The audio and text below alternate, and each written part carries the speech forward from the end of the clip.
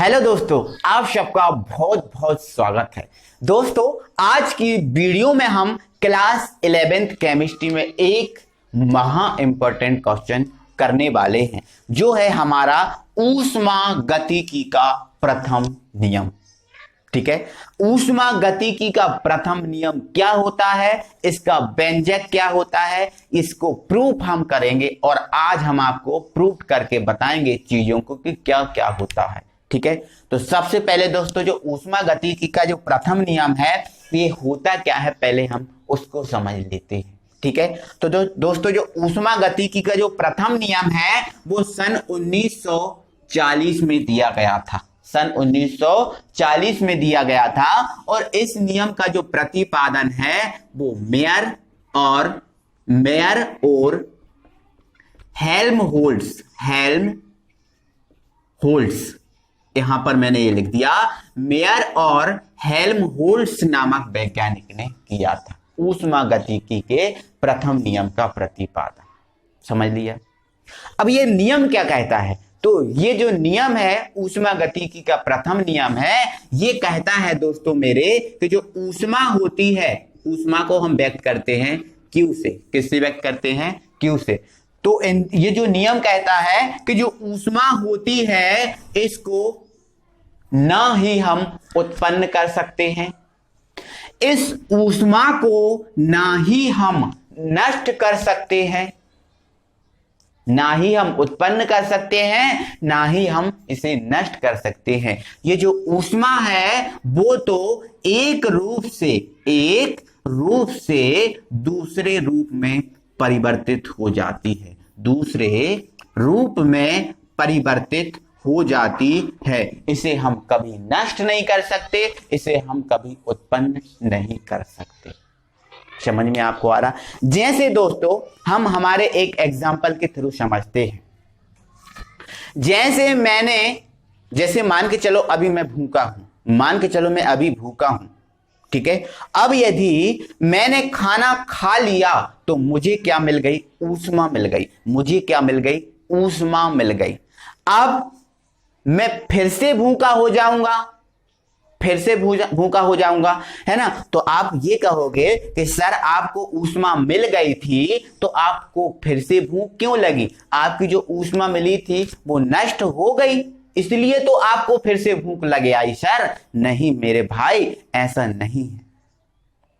ऊष्मा नष्ट नहीं होती कभी, वो तो एक रूप से दूसरे रूप में परिवर्तित हो जाती है। जैसे मैंने जो खाना खाया है, अब मैंने जो खाना खाया है तो मैंने खाना खा के आपको पढ़ाया है, मैं इधर गया उधर गया, ऐसे में वो ऊष्मा जो थी वो कार्य के रूप में परिवर्तित हो गई, कार्य में परिवर्तित हो गई, वो ऊष्मा नष्ट नहीं हुई, है ना? तो ध्यान रखना दोस्तों, ऊष्मा कभी उत्पन्न नहीं होती, कभी नष्ट नहीं होती, वो तो एक रूप से दूसरे रूप में परिवर्तित हो जाती है। जैसे हम जो खाना खाते हैं वो ऊष्मा जो होती है वो कार्य में परिवर्तित हो जाती है, कभी नष्ट नहीं होती। ठीक है, तो इसकी पूरी थ्योरी क्या हो जाएगी?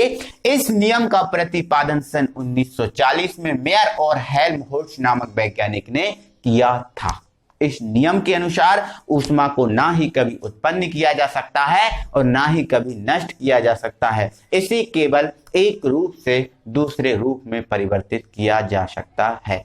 ये ऊष्मागतिकी का दोस्तों प्रथम नियम हुआ। अब हम इसको प्रूव करके बताएंगे कि कैसे ऊष्मा कार्य में बदल जाती है। तो आइए हम समझते हैं इसका गणितीय व्यंजक। अब हम ऊष्मागतिकी के प्रथम नियम का व्यंजक समझते हैं। ठीक है, हम इसमें देखेंगे कि कैसे जो ऊष्मा है वो नष्ट नहीं होती, वो कैसे कार्य में परिवर्तित हो जाती है। ठीक है, तो इसके लिए हम समझेंगे। तो दोस्तों हमने ये मान लिया ये कोई एक पिंड है ना, ये कोई एक पिंड है, या फिर हमने मान लिया ये कोई एक निकाय है। ठीक है, अब ये निकाय है तो किसी भी निकाय के पास या किसी के पिंड के पास एक ऊर्जा होती है, एक ऊर्जा होती है जिसे आंतरिक ऊर्जा बोलते हैं, है ना? जैसे मैं हूं तो मेरे पास भी एक आंतरिक ऊर्जा है, आप हो तो आपके पास भी एक आंतरिक ऊर्जा है। किसी भी व्यक्ति के पास, किसी भी पिंड के पास अपनी आंतरिक ऊर्जा होती है। ठीक है, तो मान लिया ये कोई निकाय है जिसकी आंतरिक ऊर्जा क्या है, E1 है। क्या है, E1। अब यदि इस निकाय को मैं यदि मैं इस निकाय को Q ऊष्मा देता हूं, है ना, अब हमने ये चीज सीख के रखी है कि ऊष्मा नष्ट नहीं होती, कभी उत्पन्न नहीं होती, है ना, तो मैं इस निकाय को Q ऊष्मा दे रहा हूं, तो हम ये चीज सिद्ध करेंगे कि जो Q ऊष्मा है कभी नष्ट नहीं होगी। ठीक है, तो मान लिया हमने कोई एक निकाय है ना, जिसकी आंतरिक ऊर्जा E1 है। अब यदि इस निकाय को Q ऊष्मा दी जाती है तो देखो पहले से इसकी ऊर्जा क्या है, E1 है, और इसको Q ऊष्मा जब दे दी है, कौन सी ऊष्मा दे दी, Q ऊष्मा दे दी है, तो अब इसकी जो ऊष्मा हो जाएगी, कुल ऊर्जा हो जाएगी E1, तो इसके पास पहले थी, अब Q और आ गई, तो क्या हो गई, E1Q। ठीक है, अब इतना करने के बाद अब यदि इस निकाय पर कोई कार्य किया जाता है, अब यदि निकाय पर इस पर हम कार्य करें, जैसे मान के चलो मेरे पास आंतरिक ऊर्जा थी, मैंने खाना खा लिया, मुझे ऊष्मा मिल गई, अब मेरे द्वारा कार्य किया जाता है। ठीक है, तो ऐसा ही है कि अब यदि इस पिंड पर W कार्य किया जाता है, कौन सा कार्य किया जाता है, W कार्य किया जाता है, तब इसकी जो आंतरिक ऊर्जा थी वो E1 से क्या हो जाएगी, W कार्य करने पर हो जाएगी E2। W कार्य करने पर क्या हो जाएगी, E2, है ना। और इस E2 का मान किसके बराबर होगा, अब देखो पहले इसके पास क्या थी, E1 थी, इसके बाद इसको कौन सी दे दी गई, Q दे दी गई, है ना, इसके बाद इस पर कौन सा कार्य किया गया, W, तो E1 प्लस Q और प्लस हम क्या लिख देंगे, W। ठीक है, तो जो E2 का मान होगा वो E1 plus Q plus W के बराबर होगा।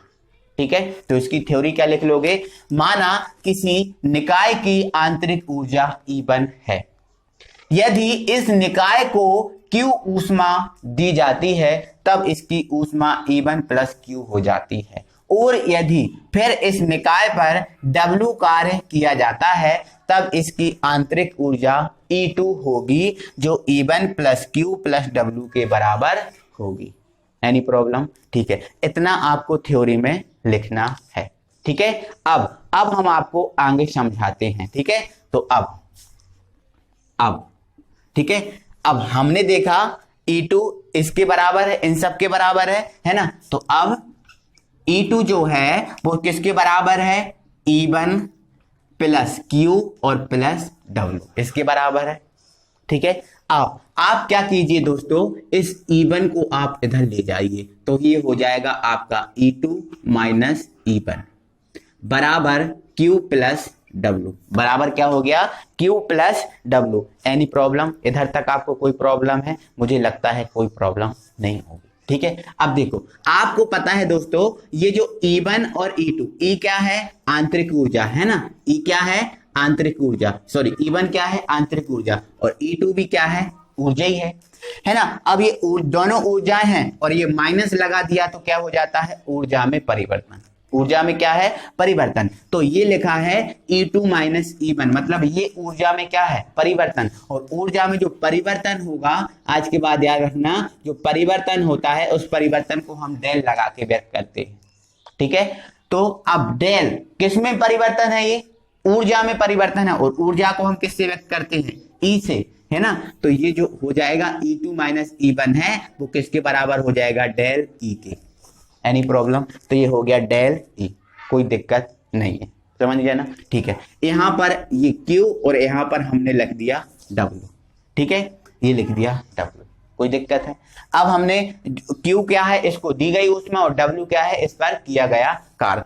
अब दोस्तों मैं यहाँ पर एक लाइन लिख रहा हूं, यदि जो किया गया कार्य है, यदि किया गया कार्य बाह्य है, ठीक है, मतलब इस पिंड पर जो किया गया कार्य था ये बाहर की ओर है।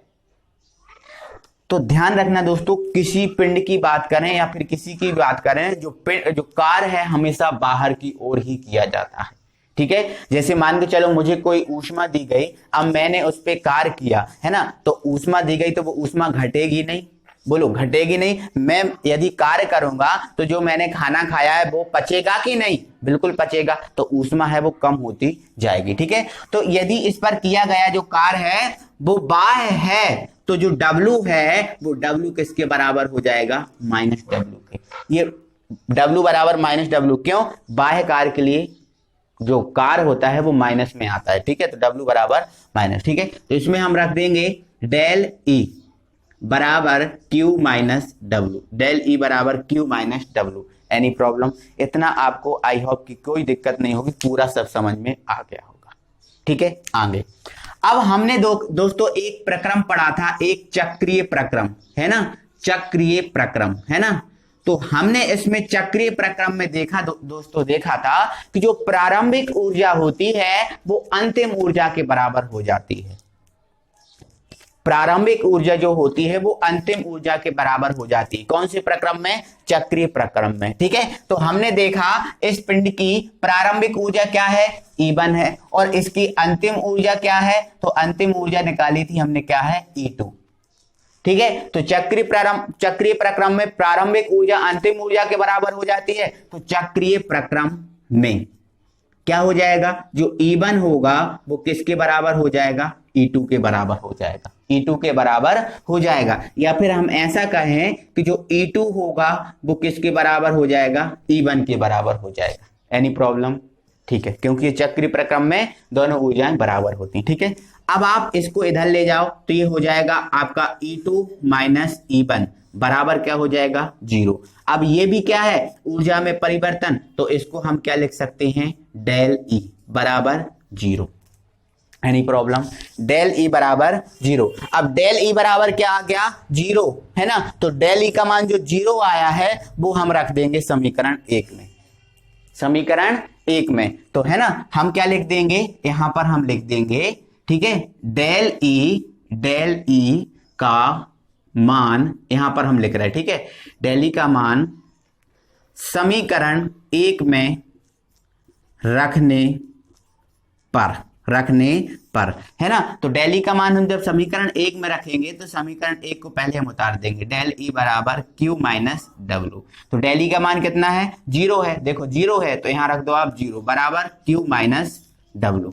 Any problem? ठीक है, अब आप क्या कीजिए दोस्तों, देखो ये आ गया, जो W है W को आप इस तरफ ले जाओ, W को इस तरफ ले जाएंगे तो W अभी माइनस का है तो इस तरफ आके काय का हो जाएगा, प्लस, तो प्लस हो जाएगा W और इधर क्या बचा, Q, तो W बराबर Q, W बराबर Q। मतलब दोस्तों हम ये समझ गए हैं कि इसको जो Q ऊष्मा दी गई थी वो Q ऊष्मा नष्ट नहीं हुई, वो Q ऊष्मा किस में बदल गई, W में बदल गई। और W क्या है, कार्य है, क्या है, कार्य है ना। तो ये सिद्ध होता है कि ऊष्मा कभी नष्ट नहीं होती, कभी उत्पन्न नहीं होती, ये तो केवल एक रूप से दूसरे रूप में परिवर्तित हो जाती है ना। तो यहां पर हम अंत में क्या लिख देंगे, अतः दी गई ऊष्मा कार्य में बदल जाती है। ठीक है, तो आपका ये होगा दोस्तों ऊष्मागतिकी के प्रथम नियम का गणितीय रूप। ठीक है, क्लियर है कहानी, कोई दिक्कत नहीं है। ठीक है, तो आपको दोस्तों इसको लिखना क्या है, पहले अच्छे बढ़िया से आपको नियम लिखना है ना, फिर उसमें आपको लिखना है ऊष्मागतिकी के प्रथम नियम का गणितीय व्यंजक। ठीक है, ये डायग्राम नहीं बनाना है, डायग्राम आप साइड में बना सकते हैं तो कोई दिक्कत नहीं है। ठीक है, इसके बाद जो मैंने इसकी थ्योरी बोली है वो लिखना है और फिर आप करके इतना लिखना है। तो ये ऊष्मागतिकी का प्रथम नियम हुआ। आई होप दोस्तों कि आपको समझ में आ गया होगा, मजा आया होगा। ठीक है, तो दोस्तों यदि आपको अच्छा लगा है तो वीडियो को लाइक करना ना भूलें, और यदि दोस्तों अभी तक आपने हमारे चैनल को सब्सक्राइब नहीं किया है तो चैनल को सब्सक्राइब जरूर कर ले, क्योंकि इस पे दोस्तों बहुत अच्छी चीजें मिलती हैं आपको आपके फ्यूचर के लिए। ठीक है, तो अगली वीडियो में हम फिर आपसे मिलते हैं, तब तक के लिए थैंक यू वेरी मच।